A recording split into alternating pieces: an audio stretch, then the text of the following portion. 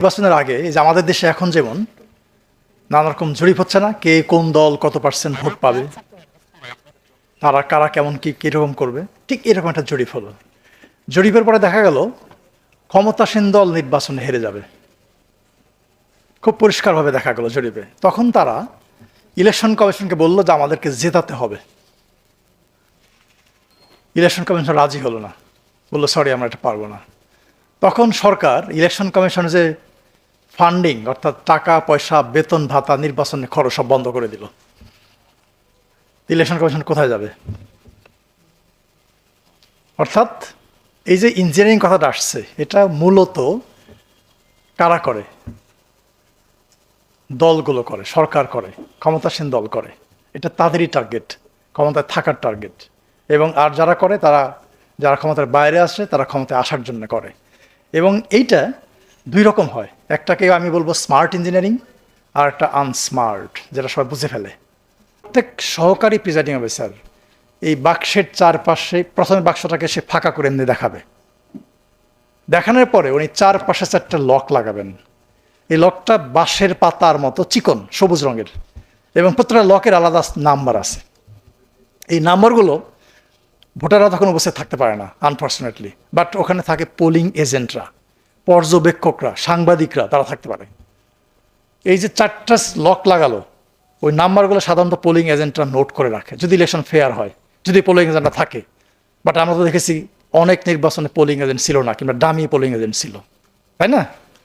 So চারটা লকের number ওনারা লিখে রাখে। তারপরে যখন এই বাক্সটা ভরে যায়, আর একটা লক মাঝখান লাগানো হয়, যেখানে ফাঁকা, আপনি যেখান থেকে ব্যালট পেপার ঢোকাচ্ছেন ওখানে লাগানো হয়। তো এইটা, এই পাঁচটা লকের নাম্বারই পোলিং এজেন্টরা লিখে রাখেন। এবং যেহেতু তারা সারাদিন কেন্দ্রে থাকেন, গণনা করার সময় তারা আবার লকের নাম্বারটা মিলান, যে ওই নাম্বারটা আছে কিনা লকের মধ্যে। কাজেই এই কাজটা কিন্তু অত সহজ না। এবং আর একটা বাক্স যখন দেওয়া হবে, তখনও কিন্তু ওই একইভাবে চারটা লক লাগানো হবে সবার সামনে। স্মার্টটা বোঝা যায় না, সহজ না, খুব কঠিন কাজ। যেমন আর্ট নিয়ে অনেক কথা উঠছে, আমি আর ব্যাখ্যা দেবো না, কিন্তু 8 সালে ইলেকশন নিয়ে IRI, ইন্টারন্যাশনাল রিপাবলিকান ইনস্টিটিউট, ওরা অবজার্ভ করে বলছিল best election in the history of Bangladesh. আমি কোট করে বললাম best election in the history of Bangladesh. তারা ঠিকই কথা বলছিল। বাট এখন there are lots of questions about this election, প্রচুর প্রশ্ন উঠতেছে, তাই না? এই যে 14 সালের নির্বাচন, আমরা সবাই কি বলি, মানে যারা আওয়ামী লীগের পক্ষে যারা সাফাই গায়, লজিক দেখায়, তারা কি বলে, বিএনপি ইলেকশনে আসে না, আমরা কি করব, আমাদের কিছু করার ছিল না। বাট এটা নিয়েও কিন্তু অনেক স্টাডি আছে। হার্ভার্ড ইউনিভার্সিটি এবং ইউনিভার্সিটি অফ সিডনি, ওদের একটা ইন্ডেক্স আছে, আপনারা যারা স্টুডেন্ট আছেন এখানে একটু সার্চ করে দেখবেন পড়াশোনা করার জন্য। PEI, perception of electoral integrity. ওরা এই নির্বাচনটাকে বলে ব্যর্থ নির্বাচন, ইংরেজিতে বলছে ফেইল্ড ইলেকশন, ঠিক এই টার্মটা ব্যবহার করছে। হ্যাঁ, যদিও আমরা বলি যে এটা আইনগতভাবে বৈধ ছিল, এরকম ছিল, এরকম ছিল, নানা রকম কথা বলি। বাট এরকম আমাদের প্রত্যেকটা নির্বাচন নিয়ে এই ইন্টারন্যাশনাল অনেক রকম রিসার্চ হয়েছে, নানা রকম কমেন্ট হয়েছে। এখন প্রশ্ন হচ্ছে ইলেকশন ইঞ্জিনিয়ারিংটা কীভাবে হয়? এটার সূত্রপাত হয় কিছুটা আসছে আলোচনায়, নির্বাচন কমিশন নিয়োগ দিয়ে। একটা ইলেকশন কমিশনের স্বাধীনতা, কাগজে কলমে যাই থাকুক না কেন, বাস্তব স্বাধীনতা ডিপেন্ড করে আমরা কাদেরকে কমিশনার নিয়োগ দিচ্ছি, তারা কারা, তারা কোন রকম মানুষ। এবং বেশিরভাগ সরকারই এই আমাদের দেশে এই পর্যন্ত চেষ্টা করেছে তাদের প্রতি যারা লয়াল পিপল, যারা বিশ্বস্ত, যারা তাদের কথার বাইরে যাবে না, এরকম লোককে কমিশন নিয়োগ দেওয়ার চেষ্টা করেছে। এটা একদম প্রথম থেকে শুরু হয়েছে এই কালচারটা, এবং এটা বন্ধ হয় নাই। এই কাজে এটা বন্ধ না হলে এই জিনিসটা হবে না। আর দ্বিতীয় যেটা হচ্ছে, এটা আলোচনায় আসছে সীমানা নির্ধারণ, এটাকে আমরা বলি জেরিমেন্ডারিং।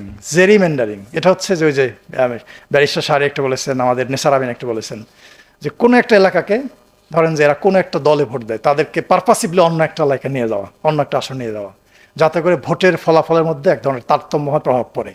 এটা আর এক রকম ইঞ্জিনিয়ারিং। আর এক রকম ইঞ্জিনিয়ারিং হচ্ছে যেটা এই মানে আমাদের হয়ে আসছে, এই জন্য আমি বলছি সরাসরি, পলিটিক্যাল পার্টির নিবন্ধন। অনেক ভুয়া পলিটিক্যাল পার্টির নিবন্ধন হয়েছে, কখনো কখনো রাষ্ট্রের উদ্যোগে করা হয়েছে। এইগুলোকে নিয়োগ দিয়ে নির্বাচনকে কোট আনকোট কম্পিটিটিভ করার চেষ্টা করা হয়েছে। এটা বিভিন্ন সময় হয়েছে, বিভিন্ন সালে হয়েছে। আর একটা ইঞ্জিনিয়ারিং যেভাবে হয়, মানে প্রসেসটা যেভাবে হয়, ভুয়া পর্যবেক্ষক সংস্থা বা পর্যবেক্ষক নিয়োগ। এভাবে হয়েছে অনেক। এই যে ধরেন যে 2024 সালের নির্বাচনে অনেক ভুয়া পর্যবেক্ষক সংস্থা ছিল, অনেক ভুয়া পর্যবেক্ষক কেন্দ্রে কেন্দ্রে ছিল, এই তাদেরকে ব্যবহার করে কাজে লাগে এই কাজগুলো করা হয়েছে। তারপরে যে সাংবাদিকদের কথা আসছে, তাদেরকে এক্সেস না দেওয়া। আমাদের কিন্তু সাংবাদিক নীতিমালা আছে নির্বাচন কমিশনের, এই যে সাইম সাহেব হয়তো এটা ওইভাবে কাভার করেন নাই, কিন্তু সাংবাদিকদের এক্সেস ওইভাবে দেওয়া হয় নাই, যাতে করে তারা ওই কি হয়েছে না হয়েছে কেন্দ্রের মধ্যে সেটা দেখতে না পারে। তবে এই যে কাজগুলো এটা দেখলে খুব কঠিন কাজ। কঠিন কাজ কি কারণে? আপনি ধরেন ওই যে সারিয়া সাহেব এটা দেখাইছে আপনাদেরকে যে বাক্স ভরে গেলে পরিবর্তন, এটা কিন্তু খুব ডিফিকাল্ট একটা কাজ, সহজ না। কিভাবে? একটা বাক্স যখন ফাঁকা থাকে, অর্থাৎ আগামী নির্বাচন শুরু হবে কয়টায়? ভোট গ্রহণ সকাল 7:30টায়। তার আগে প্রত্যেক সহকারী প্রিজাইডিং অফিসার এই বাক্সের চারপাশে প্রথমে বাক্সটাকে সে ফাঁকা করে এমনি দেখাবে। দেখানোর পরে উনি চারপাশে 4টা লক লাগাবেন। এই লকটা বাঁশের পাতার মতো চিকন, সবুজ রঙের, এবং প্রত্যেকটা লকের আলাদা নাম্বার আছে। এই নাম্বারগুলো ভোটাররা তখন উপস্থিত থাকতে পারে না আনফর্চুনেটলি, বাট ওখানে থাকে পোলিং এজেন্টরা, পর্যবেক্ষকরা, সাংবাদিকরা, তারা থাকতে পারে। এই যে 4টা লক লাগালো, ওই নাম্বারগুলো সাধারণত পোলিং এজেন্টরা নোট করে রাখে যদি ইলেকশন ফেয়ার হয়, যদি পোলিং এজেন্টরা থাকে। বাট আমরা তো দেখেছি অনেক নির্বাচনে পোলিং এজেন্ট ছিল না, কিংবা ডামি পোলিং এজেন্ট ছিল, তাই না? সো 4টা লকের নাম্বার ওনারা লিখে রাখে। তারপরে যখন এই বাক্সটা ভরে যায়, আর একটা লক মাঝখান লাগানো হয়, যেখানে ফাঁকা, আপনি যেখান থেকে ব্যালট পেপার ঢোকাচ্ছেন ওখানে লাগানো হয়। তো এই 5টা লকের নাম্বারই পোলিং এজেন্টরা লিখে রাখেন, এবং যেহেতু তারা সারাদিন কেন্দ্রে থাকেন, গণনা করার সময় তারা আবার লকের নাম্বারটা মিলান যে ওই নাম্বারটা আছে কিনা লকের মধ্যে। কাজেই এই কাজটা কিন্তু অত সহজ না। এবং আর একটা বাক্স যখন দেওয়া হবে, তখনও কিন্তু ওই একইভাবে 4টা লক লাগানো হবে সবার সামনে। কিন্তু 2000 মানে যখন ইলেকশনের এই যে ম্যানিপুলেশন হয়, ইঞ্জিনিয়ারিং হয়, তখন আর এই ঘটনাগুলো, এই যে এই প্রসেসটাকে ফলো করা হয় না। যেমন ধরেন যে প্রশ্ন উঠলো যে রাতের বেলায় ভোট হয়েছে 2018 সালে, এবং আমি এবং ব্যারিস্টার তাজরিয়ান দুইজনই জাতীয় নির্বাচন তদন্ত কমিশনের সদস্য। আমাদের প্রতিবেদন এখনো সাবমিট হয় নাই। মানে একটা বড় জিনিস হচ্ছে যে বাংলাদেশে এই যে ইলেকশন ইঞ্জিনিয়ারিং, এটা নিয়ে কিন্তু খুব বেশি স্টাডি হয় নাই। যেটা হয়েছে খুব সারা, বাট খুব ওইভাবে যে কোনো রিসার্চ হয় সেই জিনিসটা হয় নাই। বাট তারপরেও আমরা চেষ্টা করেছি যে তদন্ত কমিশনের প্রতিবেদনে এগুলোকে কাভার করার জন্য। কিন্তু যেহেতু আমরা প্রতিবেদনটা এখনও সাবমিট করি নাই সরকারের কাছে, এই জন্য এটা নিয়ে আমি ওইভাবে ডিটেল আপনাদেরকে বলতে পারবো না। বাট ইন জেনারেল আমি কিছু কথা বলেছি এবং আরেকটু বলার চেষ্টা করব। মানে যেভাবে হয়, যখন আপনার এই ইঞ্জিনিয়ারিংটা হয়, এই যে ম্যানিপুলেশন হয়, ভোট জালিয়াতি হয়, এটা ভোট জালিয়াতি ইঞ্জিনিয়ারিং একটা পার্ট, তখন কিন্তু এই লক লাগানোর কোনো ধারণা থাকে না। হ্যাঁ, জাল ভোট গণহারে দিয়ে দেয়। যেমন ধরেন যে 2017 সালে আমি তখন একটা প্রতিষ্ঠানের পরিচালক, আমার মনে আছে গাজীপুর সিটি নির্বাচনের পরে প্রেস ক্লাব একটা মিডিয়া ব্রিফিং করলাম, এবং আমরা বলছিলাম যে গাজীপুরের 67% কেন্দ্রে কোনো না কোনো অনিয়ম হয়েছে। এই সাইম সাহেব আমাকে প্রশ্ন করেছিল তখন, মানে আমি তখন ডায়াসে বসা, যে তাহলে আপনি কি ইলেকশনকে ফেয়ার বলবেন নাকি বলবেন না? ঠিক এইভাবে কয়েকবার আমাকে প্রশ্ন করেছিলেন। এই প্রশ্নটা আমার একদম পরিষ্কার মনে আছে। তো ওই ইলেকশনের পরে একজন কমিশনার ছিলেন মাহবুব তালুকদার, নিশ্চয় অনেকে মনে আছে।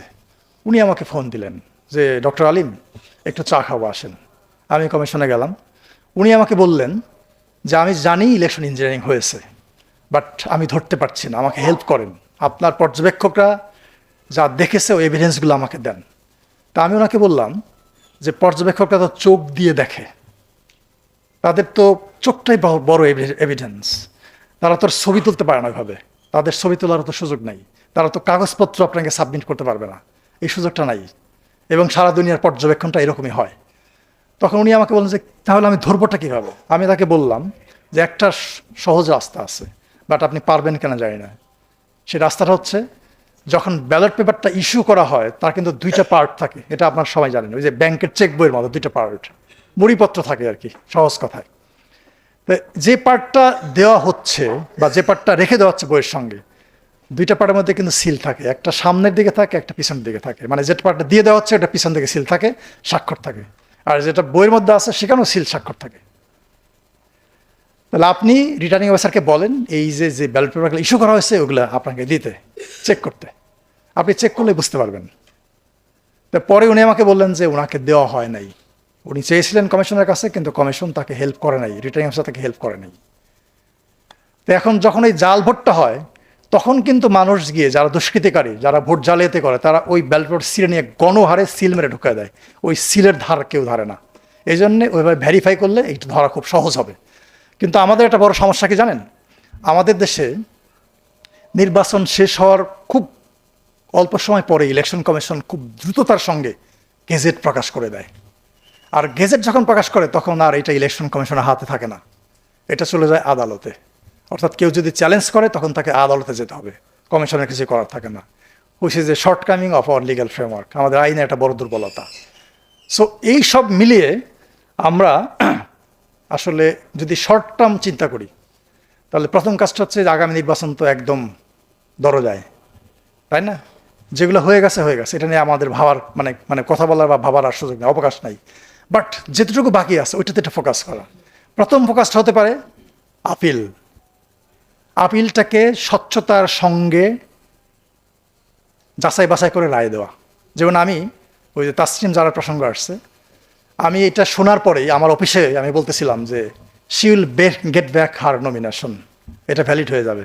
আমি একদম পরিষ্কারভাবে বললাম যে এটা ভ্যালিড হয়ে যাবে, এবং আজকে দেখলাম নিউজে তারটা ভ্যালিড হয়ে গেছে। খুলনা থেকে একজন প্রার্থী আমাকে ফোন করেছে, মানে যেদিন সে ফোন করেছে বললো, স্যার আমারটা বাতিল হয়ে গেছে। কী কারণে? এই কারণে। আমি বললাম আপনি অ্যাপিল করেন, আপনারটা হবে। তো সে আমাকে একটু আগে জাস্ট SMS করলো যে সে ফিরে পেয়ে গেছে। তা আমি বলবো যে প্রথম স্টেপটা হবে ইলেকশন কমিশনের এই আপিল প্রক্রিয়াটার মধ্যে স্বচ্ছতা আনা, এটার মধ্যে যাতে কোনো রকম অনিয়ম না হয় সেটাতে ফোকাস করা, এটা নাম্বার 1। নাম্বার 2, যখন প্রচারণা হবে ওইটাকে, ওই মাঠটাকে ফেয়ার রাখা। এই যে দেখবেন কিছু প্রশ্ন অনেক দল থেকে উঠতেছে, মাঠ সমতল না। এখন ইলেকশনের মাঠ যদি সমতল না থাকে, তাহলে তো খেলাটা হবে না, জমবে না। আপনি একটা দলকে পাহাড়ের উপরে দিয়ে দিলেন, আর একটা দলকে পাহাড়ের নিচে দিয়ে দিলেন। যে উপরে থাকে সে শুধু বল নিয়ে নিচে গোল দিতে থাকবে, আর যে নিচে আসে সে তো গোল দিতে পারবে না, বল নিয়ে উপরে উঠতে পারবে না। এই জন্য মাঠটাকে সমতল রাখা, এই দায়িত্বটাও ইলেকশন কমিশনের। তার যে হ্যান্ডসগুলো আছে তাদের দ্বারা এই কাজটা করে ফেলা। আর 3 হচ্ছে ভোটার উপস্থিতি। এই যে আমাদের সাইম সাহেব বললেন যে ব্যাপক একটা পার্সেন্টেজ, আমি 2 দিন আগে ইলেকশন কমিশন থেকে পরিসংখ্যান নিলাম যে আমাদের 18 থেকে 33 বছর বয়স পর্যন্ত ভোটার কত? 28%। এটা কমিশন থেকে আমাকে বললো যে 28% আছে। তা 28% ভোটার মানে তো বিরাট ব্যাপার, তাই না? এই যে আপনারা যারা ইয়াং আছেন, হ্যাঁ, এটা আপনারা মনে হয় যে এটা যদি আপনারা ঠিকভাবে ভোট প্রয়োগ করেন, তাহলে ইলেকশনের ফলাফল অন্যদিকে চলে যেতে পারে। সো এটা একটা বড় ফ্যাক্টর। আর হচ্ছে ইলেকশনটা আলোচনায় আসছে, ইলেকশন কমিশন একা ইলেকশন করতে পারে না, অসম্ভব ব্যাপার। তার মাত্র 4000 কর্মকর্তা কর্মচারী আছে, আর দরকার হয় প্রায় 10 লাখ সব মিলিয়ে। কাজেই যার যার যে ভূমিকাটা আছে, এই পলিটিক্যাল পার্টি বলেন, গণমাধ্যম বলেন, ভোটার বলেন, নাগরিক সমাজ বলেন, ইভেন ইন্টারন্যাশনাল কমিউনিটি, প্রত্যেকেরই যার যার রোলটা তাকে প্লে করতে হবে যথাযথভাবে। আচ্ছা, আর একটা হচ্ছে যেটা ইলেকশন কমিশনের সমালোচনা হলো, আমি বলবো যে ইলেকশন কমিশনকে খুব শক্ত ভূমিকায় নামতে হবে, খুবই শক্ত ভূমিকায়। মানে অর্থাৎ ছোট্ট একটা অনিয়ম দেখলেও অনিয়ম দেখার সঙ্গে সঙ্গে অ্যাকশন নিতে হবে। ভারতে আমার মনে আছে 2009 সালে কংগ্রেস ক্ষমতায় ছিল, একটা উপনির্বাচন হচ্ছিল কোন একটা এলাকায়।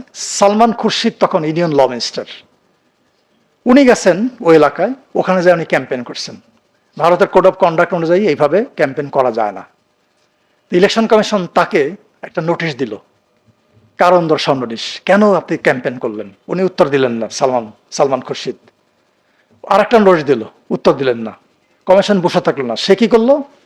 রাষ্ট্রপতির কাছে গেল ইলেকশন কমিশন, যে একজন মন্ত্রী আমাদের কোড অফ কন্ডাক্ট ভায়োলেট করেছে, আমরা অ্যাকশন নেব। হ্যাঁ, আমরা ইচ্ছা করলে নিতে পারি, বাট আপনি কিছু বলবেন কিনা বলেন। তারপরের দিনই সালমান খুরশিদ ইলেকশন কমিশনে এসে এইভাবে হাত জোর করে ক্ষমা চাচ্ছে যে আমি দুঃখিত, আর করবো না, ভুল হয়ে গেছে আমার। সো ছোট্ট একটা প্রবলেম দেখলো ইলেকশন কমিশন, তার বিরুদ্ধে অ্যাকশন নিতে হবে। তাছাড়া এই ছোট ছোট ভুল থেকে বড় বড় ভুল যখন হবে, তখন সবকিছু এলোমেলো হয়ে যেতে পারে। আর একটা হচ্ছে পোলিং এজেন্ট। এই যে পলিটিক্যাল পার্টির যে এজেন্টগুলো থাকবে, প্রত্যেক বুথে, প্রত্যেক ভোট কক্ষে একজন করে এজেন্ট থাকবে, তাদেরকে শক্ত ভূমিকায় অবতীর্ণ হওয়া। অর্থাৎ কোন রকম অনিয়ম হলে সঙ্গে সঙ্গে প্রতিবাদ করা, কমপ্লেন করা, এই যে সোশ্যাল মিডিয়ার কথা আসছে এগুলোতে পাবলিশ করে দেওয়া। আর হচ্ছে পর্যবেক্ষক এবং সাংবাদিক, এখানে তাদের একটা বিশাল দায়িত্ব আছে। পর্যবেক্ষকরা কেন্দ্রে কেন্দ্রে যাবে, গার্ড হিসেবে কাজ করবে, সাংবাদিকরাও তাই গার্ড হিসেবে কাজ করবে। কাজেই তাদের এই গার্ড দেওয়াটা হইতে হবে শক্তিশালী, যাতে করে তারা সবকিছুতে পাহারা দিতে পারে। আর আপনারা যারা আছেন ভোটারদের একটা লিমিটেশন হচ্ছে, এই যদিও আসলে পাহারা দিবেন, কিন্তু পাহারা কিন্তু আপনারা ভোট কেন্দ্রের ভেতরে গিয়ে দিতে পারবেন না। আইনটা হচ্ছে যে ভোট কেন্দ্রের 400 গজের বাইরে থাকতে হবে। আপনি ভোট দেওয়ার জন্য যেতে পারবেন, আবার ফিরে আসতে পারবেন, বাট পাহারাটা আপনার দিতে হবে ভোট কেন্দ্রের 400 গজের যে বাউন্ডারি তার বাইরে। আমার কাছে মনে হয় যে এই কাজগুলো যদি আমরা করি তাহলে আগামী নির্বাচনটা ভালো হতে পারে। বাট একটা নির্বাচন ভালো হলে কি আমরা আমাদের নির্বাচন ব্যবস্থাকে ফিরিয়ে আনতে পারবো? অসম্ভব। ওই যে আমাদের শিহাব সাহেব বললেন যে 2001 সালের নির্বাচন মোটামুটি গ্রহণযোগ্য, তার আগে 91 সালের নির্বাচন ভালো, বাট আমরা কি এটা ধরে রাখতে পারছি? পারি নাই। তা আমার কাছে মনে হয় যে এই আগামী নির্বাচনটা হতে পারে বাংলাদেশের নির্বাচনী ব্যবস্থা প্রাতিষ্ঠানিকীকরণের ভিত্তি, ফাউন্ডেশন হতে পারে এটা। বাট এইটা দিয়ে মাত্র আমরা যে একটাই নির্বাচন করে বসে থাকবো, ঘুমিয়ে যাবো যে নির্বাচন ভালো হয়েছে, এইটা করার কোনো সুযোগ নেই। আমাদেরকে সিরিজ অফ ইলেকশন ভালো করতে হবে, না হলে আমরা যে তিমিরে ছিলাম সেই তিমিরে থাকবো। এবং এটার জন্য যেটা দরকার সেটা হচ্ছে এই যে এতগুলো সংস্কার কমিশন, আমরা নির্বাচন ব্যবস্থা সংস্কার কমিশন থেকে 250টার মতো সুপারিশ দিয়েছি, 250টার মতো। মানে আইনও তৈরি করে দিয়েছি। ধরেন যে ডেলিমিটেশন বাউন্ডারি, একটা নতুন আইন তৈরি করে দিয়েছি আমরা। নির্বাচন কমিশন নিয়োগ, আমরা একটা আইন তৈরি করে দিয়েছি। কাজে এখন হচ্ছে যে বাংলাদেশটাকে আমরা পেয়েছি, পরিবর্তনের বাংলাদেশ, এই সংস্কারের মাধ্যমে সেই পরিবর্তনটা আনতে হবে, না হলে আমরা যেখানে ছিলাম সেখানে থাকবো। ধন্যবাদ সবাইকে।